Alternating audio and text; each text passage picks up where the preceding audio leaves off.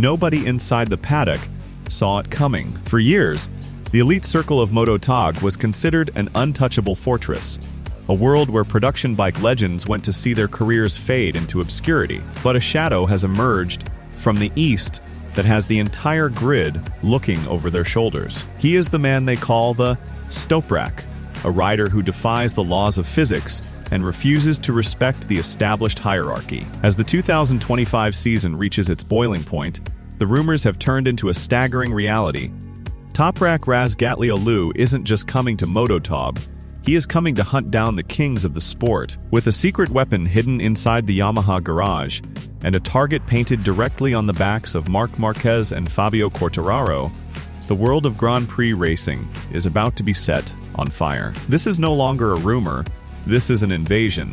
The Sepang heat is thick, but a cold shiver is running through the factory hospitality suites. For years, the MotoGP paddock has been a walled garden, a closed circle of prototypes and ego, where outsiders are rarely welcomed and even more rarely feared. But as the 2025 season winds down, a new shadow has emerged, one that doesn't carry the traditional Grand Prix pedigree. Toprak Razgatlıoğlu, the man who turned the World Superbike Championship into his personal playground, has finally crossed the threshold. This isn't just another rider moving up the ranks, it's a tactical invasion. While the cameras are fixed on the title contenders, the real story is happening in the back of the Yamaha garage, where engineers are whispering about data that shouldn't be possible. The Toprak era hasn't just arrived in MotoGP, it has already begun to dismantle the status quo before a single light has turned green. Nobody inside the inner circle saw this coming.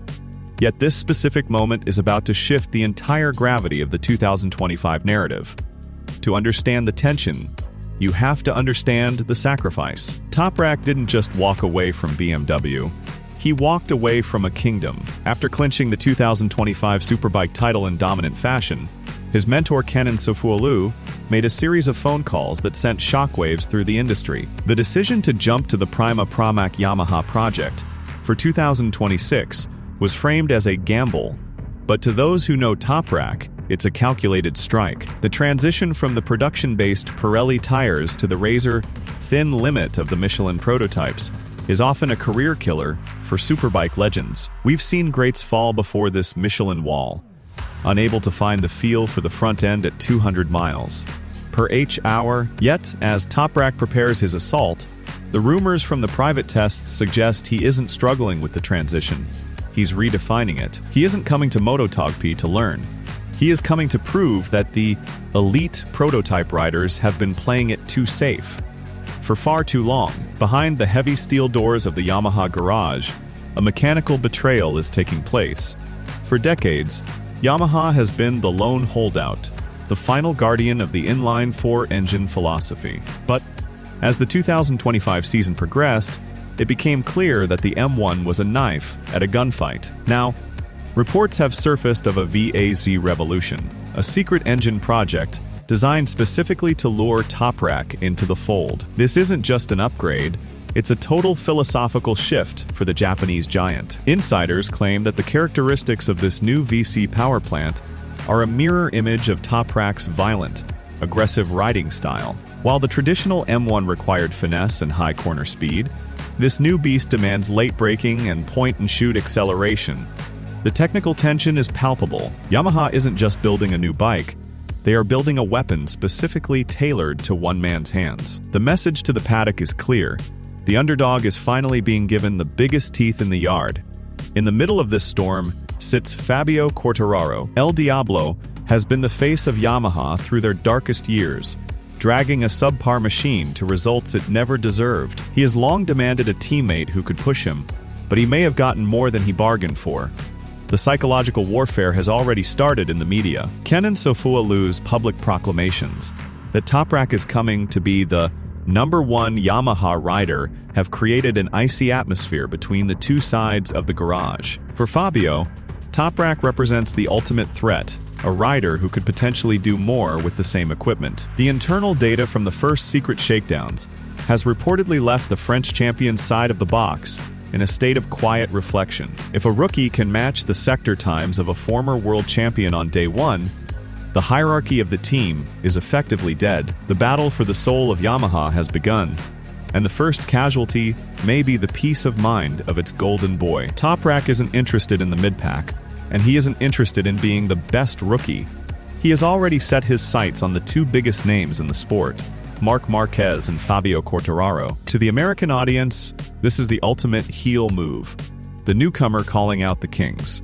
Targeting Marquez is a statement of intent that most riders wouldn't dare whisper. Marquez is the master of the save, the man who redefined how a motorcycle is leaned over. But Toprak brings a different kind of magic, the ability to stop a bike on its nose from nearly 220 miles per HR with the rear wheel 3 feet in the air. This isn't just a rivalry of speed, it's a rivalry of styles. Paddock whispers suggest that Toprak has spent hours analyzing Marquez's defensive lines, looking for the specific gaps where his superbike aggression can exploit the Ducati's stability. The king of the stoppies is coming for the king of the saves, and the collision will be explosive. During the critical transition tests at Valencia, a crisis nearly derailed the entire project before it could breathe. Yamaha, working at a fever pitch to develop the VC prototype, only had one functioning chassis ready for Toprak's initial run.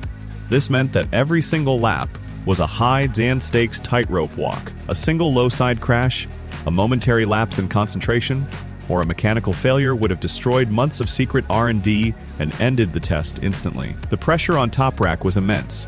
He was essentially riding a multi-million-dollar, one-of-one museum piece while trying to prove he was the fastest man on Earth. Yet, the twist came when the telemetry was analyzed.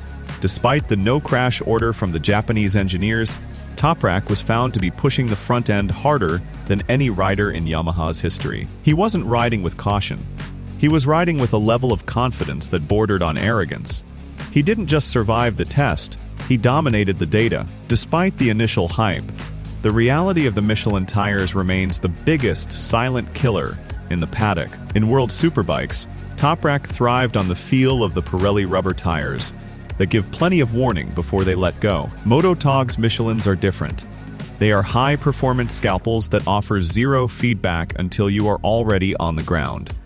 This is the conflict that has defined the 2025 off-season. Can Toprak's stop-and-go style survive a tire that requires perfect edge grip management? Some insiders in the pit lane believe the hype is premature. They point to the high-speed incidents of previous crossover riders who tried to outbrake the Michelin limit. The tension lies in the unknown. Is Toprak a generational talent who can rewrite the laws of physics, or is he heading for a heavy setback that will ground his ambitions before the first European round? The paddock is divided, but the betting money is starting to shift toward the Turk.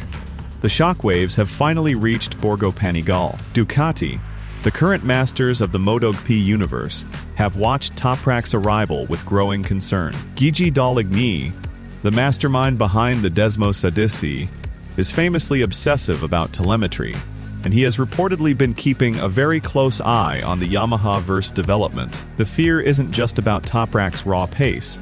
It's about his unpredictability. In a sport that has become increasingly clinical and dominated by aero wash and ride-hate devices, Toprak represents a chaotic variable. He doesn't follow the standard racing lines. He lunges from distances that shouldn't be possible. If Yamaha has truly built a bike that allows him to bring that superbike aggression into the MotoGP arena, the Ducati train will be broken. The fallout is already visible. Ducati has begun accelerating their own 2026 aero packages just to counter the threat of a rider who hasn't even stood on a MotoGP podium yet. While the world is focused on 2025 and 2026, the real crisis point is the 2027 regulation change. This is the long game being played by Toprak and Kenan Sofuoglu. In 2027, MotoGP will move to 850cc engines and significantly reduce the aerodynamic wings that make the bike so stable.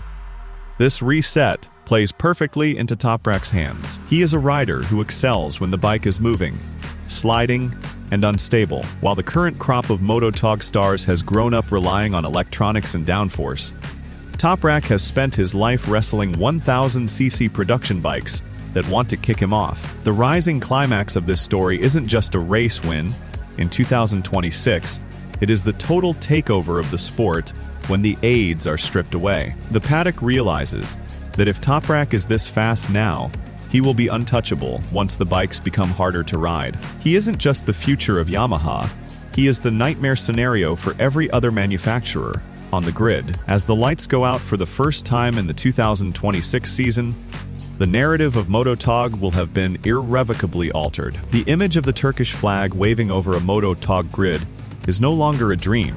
It is a looming reality that has everyone from Marquez to Bagnaia checking their mirrors. Toprak Razgatlıoğlu isn't just a rider. He's a disruptor who has forced the Japanese giants to change their philosophy and the European champions to question their dominance. The season ahead won't just be about points or trophies. It will be about the survival of the old guard against a man who refuses to follow their rules. Whether he wins his first race or faces the difficult reality of the prototype learning curve, one thing is certain: the paddock will never be the same again. The Turkish gamble is about to pay off, and as the engines scream into the first corner, the entire world will be watching to see if the outsider can finally become the king.